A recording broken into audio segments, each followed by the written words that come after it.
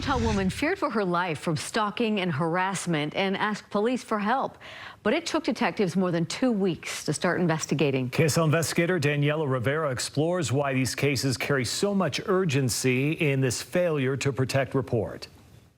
It was just every day continuing, like the emails and the pictures. Instead of enjoying the summer and spending time with friends, Azalea says she's been living a nightmare. Unless someone has experienced this for themselves, they don't have any idea what it's like to live in constant fear. Over the past month, she says she's received dozens of harassing, threatening emails, like this one, letting her know she's being watched. Many are too vulgar to show you on TV. Others in her life, including her attorney, also began receiving messages containing intimate images of Azalea. She reported this to police, and she submitted all that evidence to the courts. Azalea was granted a stalking injunction against a man she broke up with back in May. In fact, this is one of the most egregious stalking cases that I've presided over. But the messages didn't stop, and Azalea still hadn't heard from a detective. Azalea first reported to Sandy police on May 16th and again on May 21st,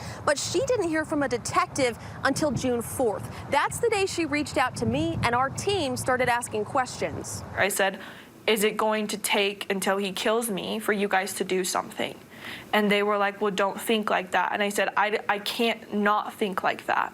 As she's waited, Azalea has felt she can't go home or anywhere alone. I just don't think there was any sense of urgency at all in the beginning when I had specifically kept telling them he's escalating, he's getting madder and madder. Sandy police wouldn't participate in an interview for this report, but a spokesperson did answer some of our questions. He said the detective assigned to this case was away at a mandatory training. He also said there's typically a 1-week delay between when a victim comes in and makes a report and that case gets assigned to an investigator. Those should be signed immediately. A week is an eternity in a case like this. We consulted former longtime law enforcers Greg Rogers and Fred Ross. Ross is a retired police chief. We shouldn't be assigning cases to the people that are out on training, those that are out on vacation.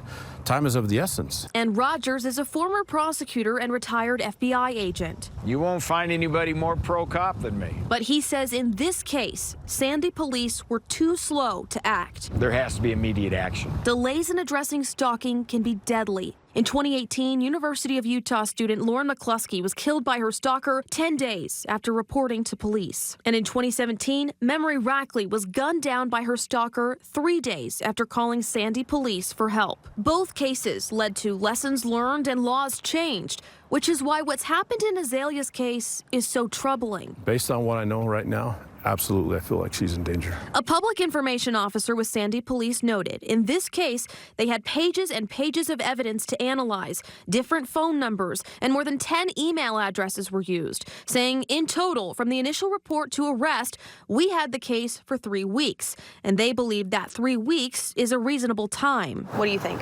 I think 3 weeks is 20 days too long. Sandy police also acknowledged they should have used a lethality assessment when Azalea first reported. That's a survey police use to determine how much danger a victim is in, and it's mandated by Utah law. They didn't do it, and that's, quite frankly, that's inexcusable. This can't happen.